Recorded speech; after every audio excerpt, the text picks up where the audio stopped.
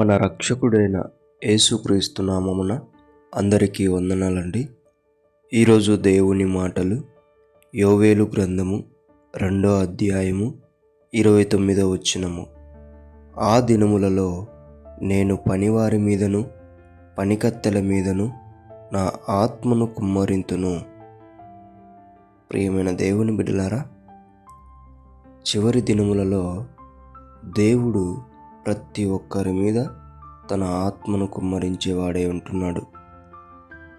కాబట్టి దేవుని బిడ్డలారా, నేను పనికిరాని వాణ్ణి, నేను చేతగాని వాణ్ణి, నన్ను ఎవరు పట్టించుకోరు, ఇలా అనుకోవడం పక్కన పెట్టేసి దేవుని ఆత్మను పొందుకొని దేవుని ఆత్మచేత నడిపింపబడాలని మీ అందరికీ మనస్ఫూర్తిగా తెలియజేస్తున్నాను.